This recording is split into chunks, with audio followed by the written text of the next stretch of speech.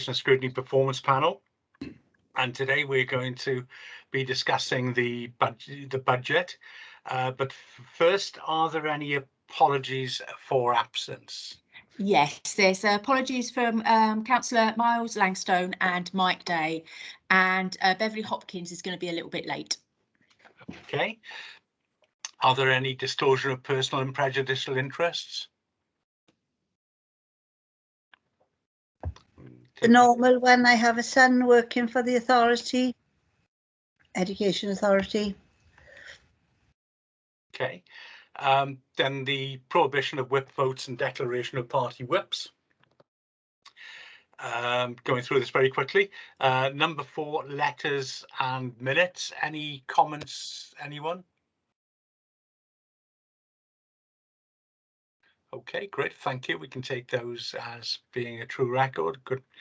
And the next item is public questions, and we have not received any public questions. Is that right, Michelle? No, none received. Thank you. And immediately, in 1 minute, we're on to the annual budget proposals. And with that in mind, can I welcome Robert Smith, the Cabinet Member, Helen Morgan-Rees, and of course Brian Rolls. So welcome. Who wants to kick off with? Well, if I can just introduce the item, Chair. Sure, yes. Thank you for the welcome. What we propose to do is that Brian will take us through the technicalities of the report, because as you know, that there's a lot of intricacies to any financial report. And then after that, myself, Helen, and Brian will be here to answer any questions that the panel may have. So what I would propose is that we call Brian now, and he'll be able to take us through the main findings, Chair. Good. Thank you very much. But the main proposals, I should say, not main findings. Yes. Brian, welcome. Thank you. I'll share the slides on the screen. That's probably the best way, if that's okay. Just be 1 moment. Hopefully that's come up okay. Thank you. Yes. Just get it a bit bigger. Right, that's full screen. Right, perfect. As I say, this is to try and sort of just pick up the headlines. I guess there's a lot of detail obviously behind that, which you'll no doubt come back with other questions which we can clarify. Maybe best if I have a sort of clear run through the slides, perhaps, because I may be answering some of those points with a later slide, so to speak. So but if there's anything not clear, then please do interrupt. No problem with that at all. So right, so if I start here, I almost perhaps feel like I should apologise, because I say something similar in the first slide sort of every year, really, because the nature of education is that it's important to have a coherence and a consistency in terms of a longer term strategy to do anything in education, and that's what we have been doing over a good number of years. So as I say, we have a consistent medium term education budget strategy, which effectively we kind of roll forward and develop year on year. And so you're familiar with the key elements of that: to delegate as much funding as possible directly to schools, because we believe that they're best placed to know how to prioritise the spending of that resource, and we want to give them as much flexibility in its use. And so wherever there is added value to delegating funding to schools directly, that is what we will do. We have, again, the second key plank, I guess, is to prioritise pupil specific areas of statutory provision within the non-delegated budget as well as the delegated budget. And as I say, you will see that in the proposals for the coming year in the same way as previously. And then by doing, we have been maintaining an absolute core minimum level of statutory regulatory duties, with full cost recovery of any services that we offer over and above that absolute core minimum level. And obviously restricts our flexibility within the directorate, but But as I say, we think that is important to prioritise the funding for the statutory areas of provision on the front line support for pupils. So what does that mean overall?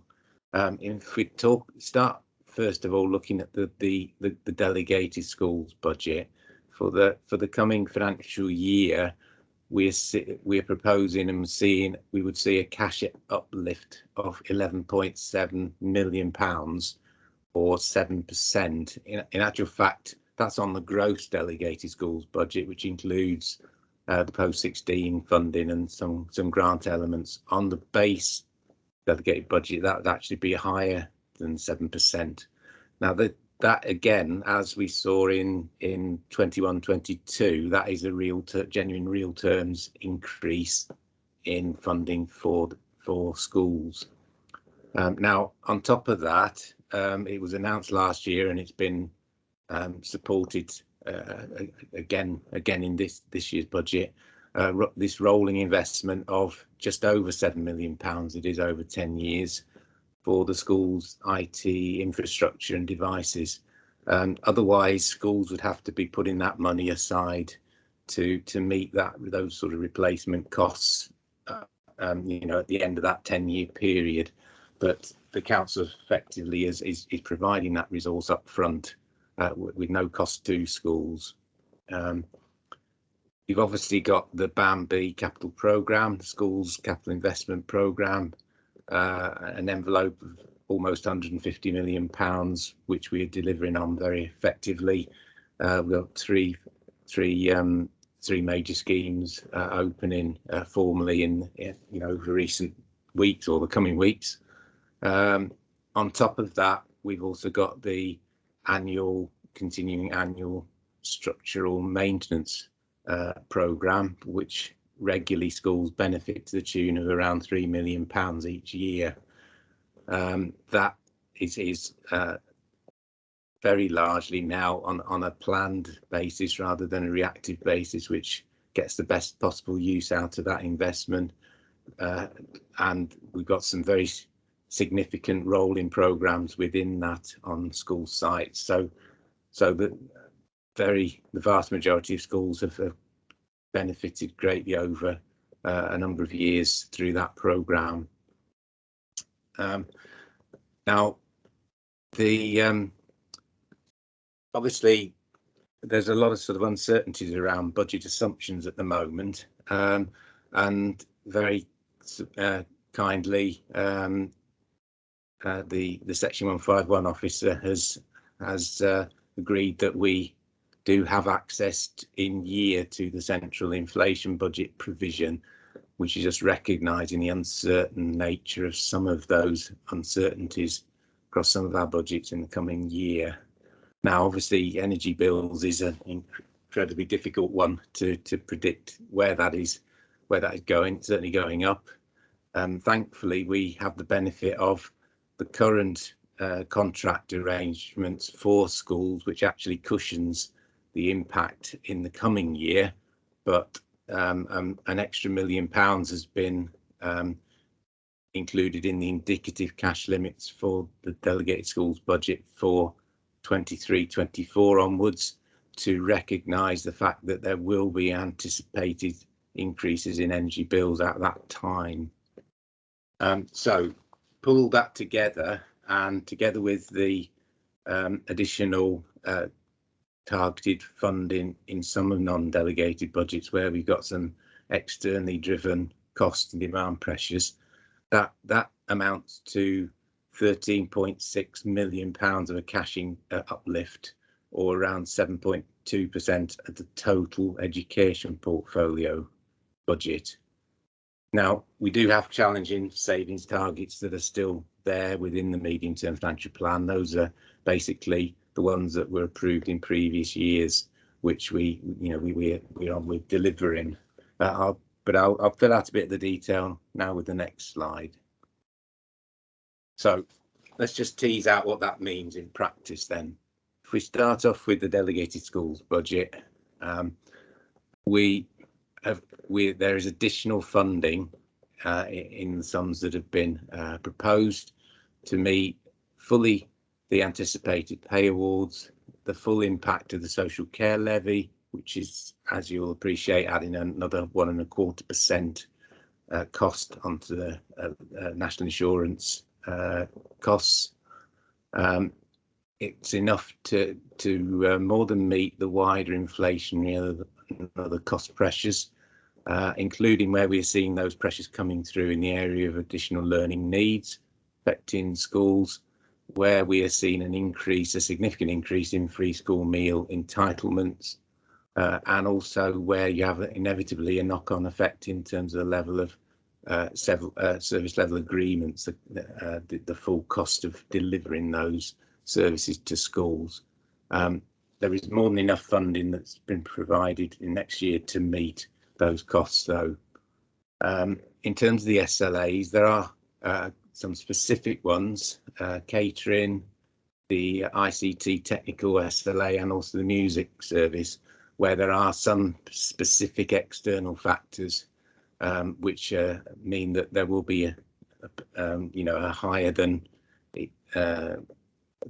otherwise would have been anticipated increase in the cost to schools. But as I say, those are more than reflected in the additional funding that schools have. So no school will be unable to meet those those increased costs. The additional real terms funding to schools will also enable us to, within the funding formula, to support wider reviews that are ongoing in terms of additional learning needs areas, specialist teaching facilities review, the formula review in terms of the implications of the ALN Act. It's going to further enhance through that the mainstream capacity within our schools, and again allow greater flexibility to meet all pupil needs within mainstream provision. You'll recall that a part of our strategy is to try and limit the number of pupils that we have to place out of county in more expensive independent or other authority provision. That additional funding again also will help schools in terms of meeting their day-to-day premises maintenance responsibilities, and that's really important.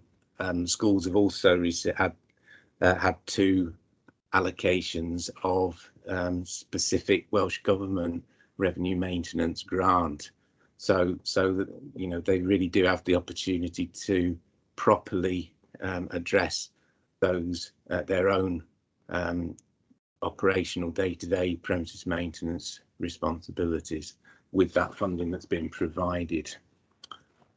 Schools obviously still have the flexibility to determine their own spending priorities, and as I say, I think it's really important that they continue to have the ownership of the issues and the challenges as well. Clearly, when we're seeing a significant cash increase has been supported for the coming year, we would expect schools to continue to support the local authority services through the service level agreements, as well as obviously meeting their other key responsibilities. Now, being realistic about it, whilst the picture for next financial year does look very promising indeed for the schools, very positive indeed, the 3-year sort of funding profile for local government is very heavily front loaded into next financial year, and there's less clarity about the levels of funding increases in years 2 and 3, even though the cost pressures and the demand pressures and expectations are still likely to be challenging in those 2 later years as well. So it's going to be a bit tighter there, to say the least. Now, what we saw, I'm sure you'll be aware, very late on in the last financial year, was we saw significant amounts of Welsh Government grants funding being allocated to schools very late in the year. when there was absolutely no way that schools could spend them in that financial year. So not unsurprisingly, we saw a very significant increase in the level of school reserves at the start of the end of March 2021. Now during the course of recent weeks and months, we've seen a repeat of that sort of level of late grant allocations from the Welsh Government. So again, we can expect school reserves to be significant at the end of this year. In fact, you know, they could even have gone a bit higher, but they're certainly going to be maintained at that high level. Now that is good when you think about the challenges over the medium term, but that does mean that schools need to have a very clear medium term spending plans to use those reserves appropriately. I mean, clearly we don't want to just see those reserves being held by schools and not being used for the benefit of pupils, but equally they do need to be aware that they've got challenges in later years, and to utilise that over that 3-year period would seem to be the most sensible way of them making best use of the resources they have at their disposal. If I then pick up the other part of the piece of the puzzle, so to speak, in terms of the non-delegated budget, as I said before, the savings targets that we still have to deliver on are, you know, a no mean challenge, but they are the savings targets that were approved basically 12 months ago, part of the medium-term financial plan that was previously approved. So we've still got to deliver those later savings targets, even though they haven't been added to by you know, the budget process this year. So running down that list there, we've got the regional improvement partnership. We've got the continuing, as part of the continuing delivery of that new model of provision, there's a very modest sort of saving there to be found, which we think is perfectly deliverable. Home to school transport is a bit of a challenge, to put it mildly. We are continuing to review the nature and the spread of provision and try and mitigate the scale of the cost pressures. But now that is proving very effective in terms of mainstream transport, home school transport provision, where we've over delivered, I guess, in terms of the savings we've delivered during the past year. But it's proving more challenging where you've got home school transport in respect of additional learning needs pupils. Now that is proving more difficult. The expectations and the demands are continuing to grow. So no matter how much we sort of mitigate those costs, we're still seeing the bottom line pressure on the budget. So that's a challenge, but nevertheless one we're up for. Out-of-county placements, I've mentioned that earlier on. We continue to do all we can to build and enhance our mainstream capacity to meet the needs of all pupils within our mainstream provision and within county, and that avoids the far more costly out-of-county placements and costs of placements in the independent sector. Now, so we've got a further savings target there to deliver through those measures. But if you think, even just simply, if you take one area like the additional special school places that we created in the current year, 14 extra places, the savings in terms of what those would have cost us in out-of-county placements is well over £1 million. So we are delivering significant benefits through that strategy, and of course we're continuing to deliver that strategy with the further special school places that will be available, that are available in the coming year. There are other challenging targets also in relation to our education other than at school provision. We've implemented that full model of provision. We're able to review the and better target the resources that are available. And we believe there is a significant saving we can make there through that review. And then we are reviewing the directorate leadership management structure and staffing within those teams, again seeking to better focus resources, as well as further recovering costs from other funding streams wherever we can. So that figure there that's on the screen, 377,000, the majority of that is through recovering the costs, but there are also some actual efficiency savings through, I say, that our review of that structure. Then, in terms of demand and cost pressures, we still got some tight management actions needed to try and mitigate and contain those pressures and limit them. But as I say, we're doing a pretty good job of that at the moment. Now, final thing, just to emphasise, the two areas that do concern me, just because of where they're areas of the greatest uncertainty, and they relate to areas where we're unclear of the adequacy of additional Welsh Government funding to meet the full additional costs that we expect to experience. The first one is the phased rollout of universal free school meal provision for all primary pupils.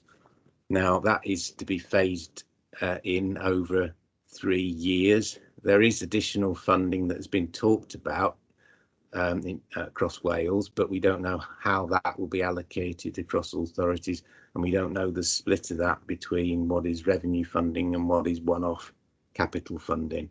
There are very significant issues too, as you can appreciate, to delivering universal free school meal provision, not just the additional costs in terms of food provision and staffing costs, but also just in terms of the layout of schools. Not all schools are set up to deliver on that scale. The kitchens may not be adequate, the dining areas may not be adequate, and there will be costs required to deliver on that. And as I say, I am concerned that that may not have been fully reflected in what the funding that may come down the line from the Welsh Government, because the announcement has come really before we've been able to do the analysis of what would be involved in that. And then the second area is the full implications of the ALN Act implementation.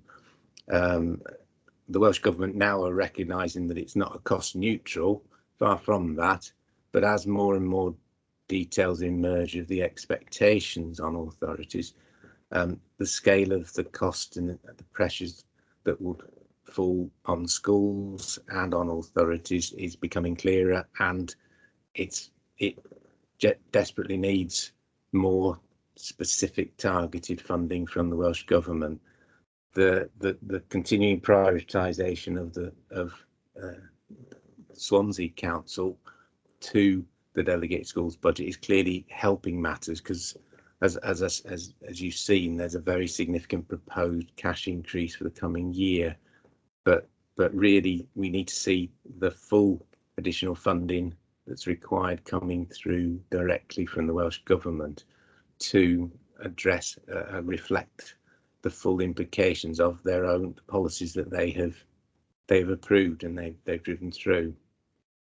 Right, I've probably bored you all stiff saying all of that. If I come out of this now, and then happy to clarify anything that's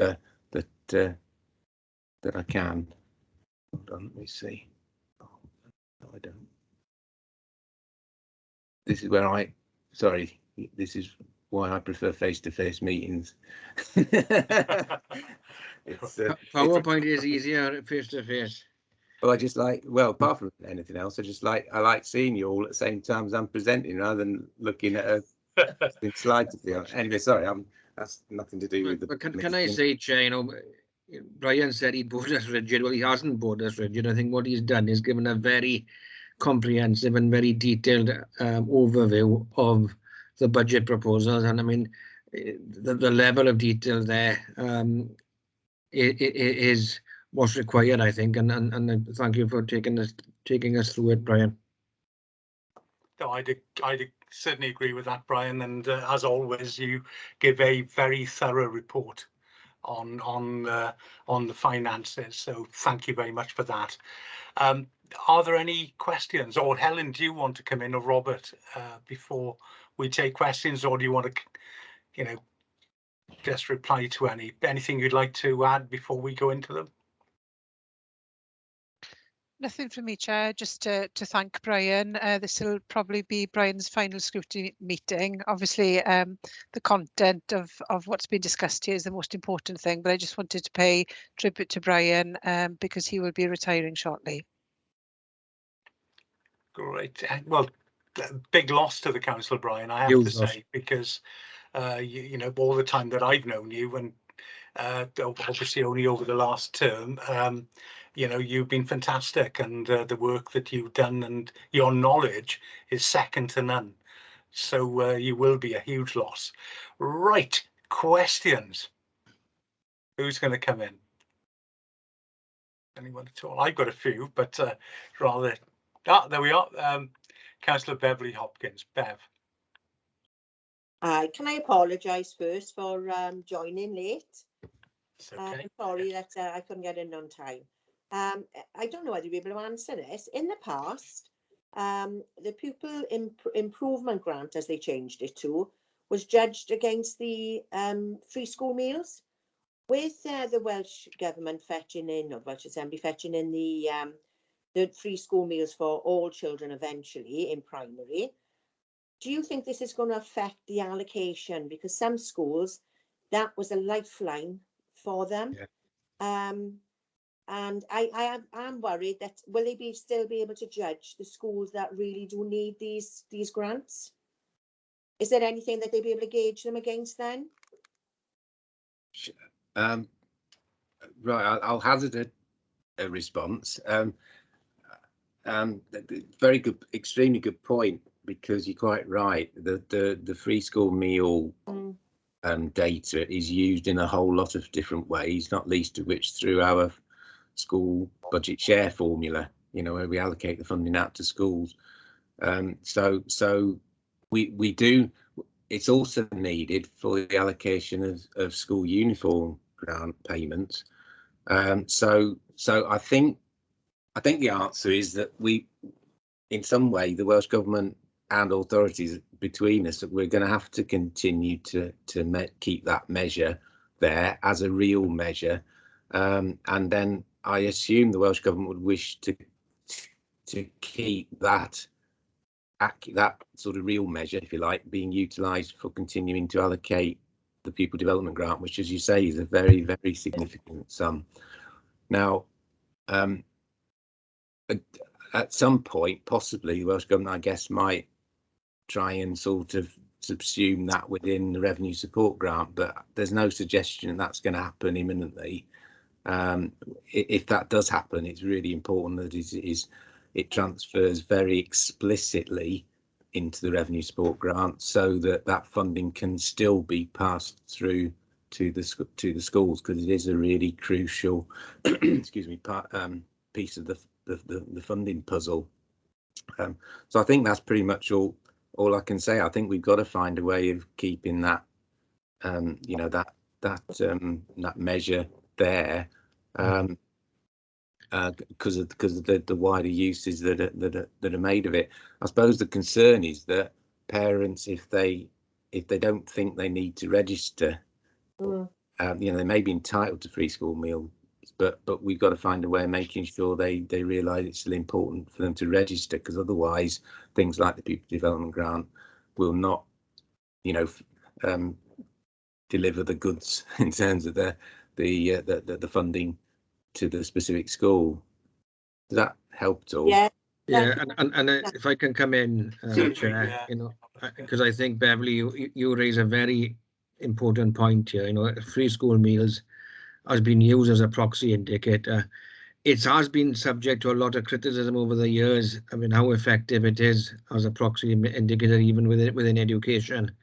And I know there have been various reviews. The problem is that the alternatives always seem to be more of a blunt instrument than free school meals turned out to be. So I think that's the reason why we haven't had any change in the past. But certainly, you know, we need to achieve two things. So we need a system that's at least bureaucratic as possible, while still giving us some kind of measure that we can use to allocate funding and take account of deprivation as a proxy indicator, as free school meals was. So I think, you know, that's the discussion Welsh Government need to lead on, and if we're given an opportunity to feed into that, then certainly we will. Thank you. I think it is important that you get some sort of indicator. Yeah. Otherwise, that money will not go into those schools. So it is an issue. Helen, you've got your hand up.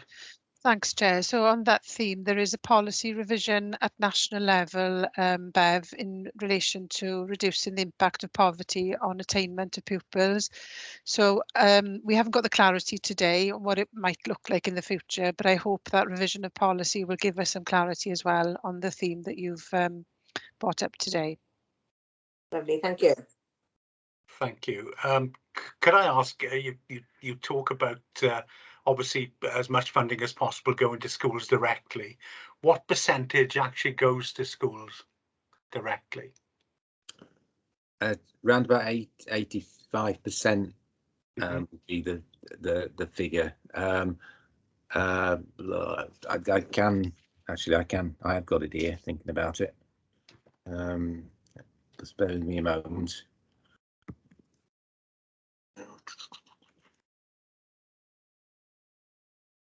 Chair, while Chair, if Brian is looking for that figure, what I can say is obviously the delegation rate is something that we've tried to maintain over the years to schools, and the delegation rates obviously across Wales might look different, and that's for different reasons, because we can't make comparisons across local authorities. They're not all the same. But our delegation rate is something that we're very keen to do. And as Brian described in his slides, maintaining that delegation rate means that our non-delegated budget is very much focused on statutory services only.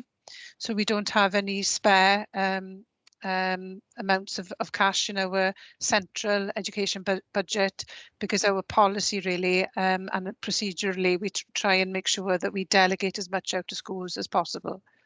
Okay, great, thank you. Yeah, I was a year out, Lyndon. It's 83% roughly this coming financial year, but if you roll it forward into the 23-24, then it will be near as damn it 85%. Now, who else would have that figure up their back pocket? I tell you, in their back pocket. So well done, Brian.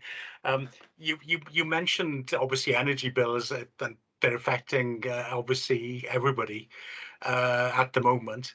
And they could get a lot worse, of course, if the Ukraine situation develops in the wrong way, as we know.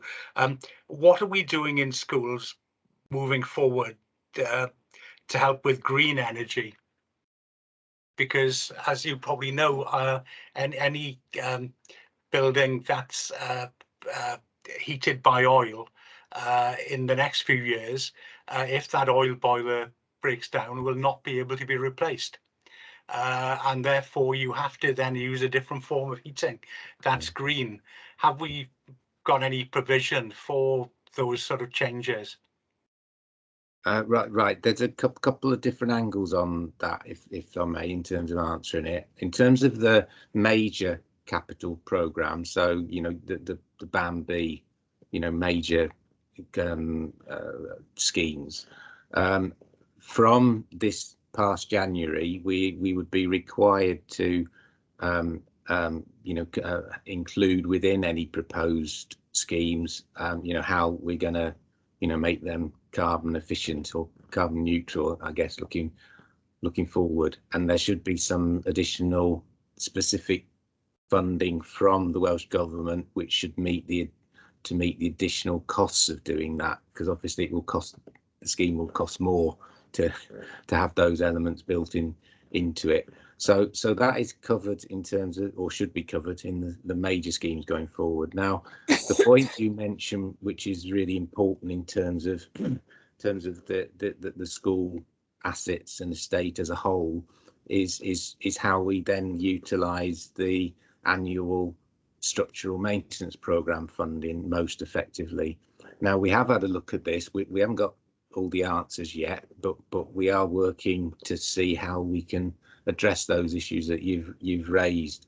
Now, the thing about, you're quite right in terms of we need to have a strategy for changing over time as we're able to the sort of the heating sort of systems and approach on a school by school basis. But where we're talking about things like heat source pumps, which are a brilliant idea, but they only work effectively where a building is properly insulated. And so the thing is, if you've got a Victorian school build, that you can't simply replace you know, an oil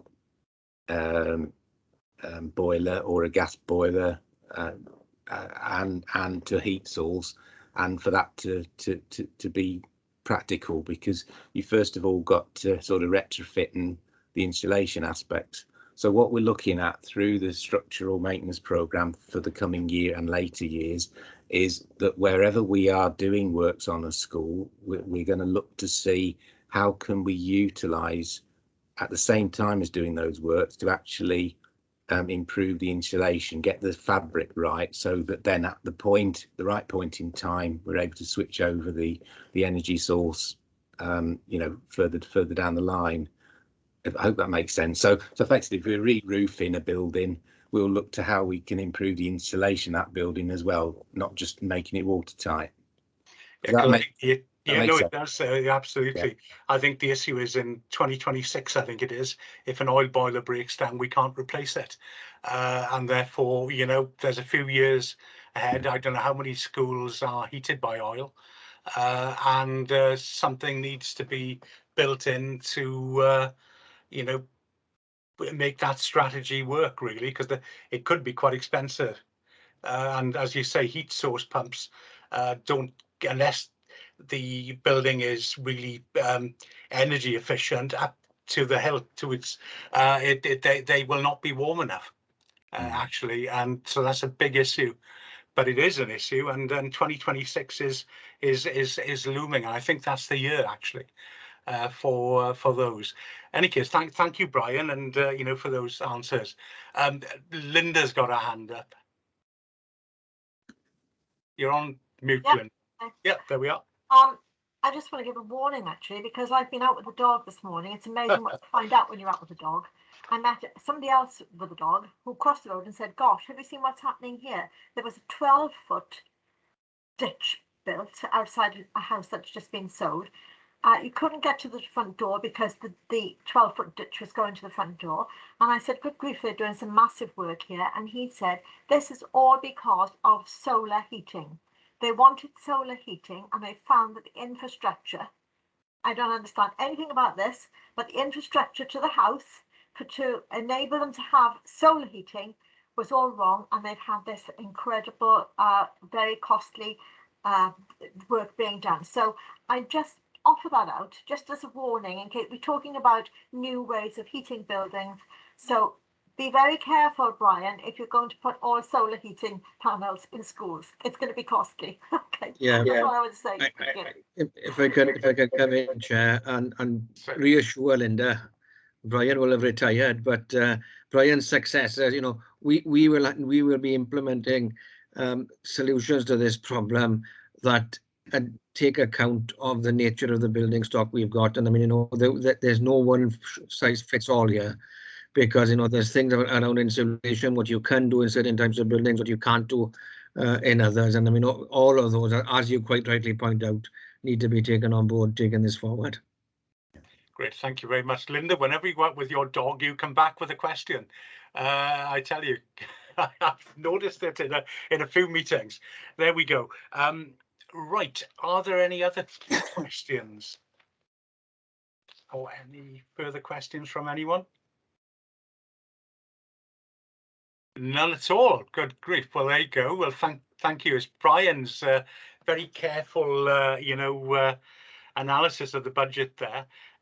Could I say, I welcome obviously the budget increase in education, because we all believe that education is one of the key roles of the council, and it is important that we give children the best education possible. So it's good news that that budget has increased. Robert, Helen, do you want to come in, or Brian, do you want to come back on anything? No, just to reiterate the thanks to Brian, and as I said, this will be his last scrutiny meeting. So thank you very much, Brian, and for taking us through that in such a detailed way. Great, thank you. And yeah, I add my thanks, as I did earlier, to you, Brian, for everything you have done over obviously many years, and the time I've met you, gosh, and known you, you have given a tremendous service to the council, and your knowledge will be very, very hard to replace. So thank you very much, and I hope you have a long and very happy retirement. Thank you. Very kind of you to say. Great. Appreciate it. Thank you then, Helen and Robert, and Michelle wants us to stay on, do you? Or me? What? You're on mute. Yeah, if panel members could stay on, and then we'll discuss. Could I? One thing I've forgotten: the work programme. Has anybody got any comments? We've only got one meeting left, and Helen raised the point about moving, I believe it was, the briefing on asylum seeker and refugee pupils to the meeting in March, which I hope you all agree is fine. And we've got quite a busy meeting on the 15th of March, but is that okay with everyone? Yeah. Okay, great. Thank you. Well, thank you to Robert, Brian and Helen.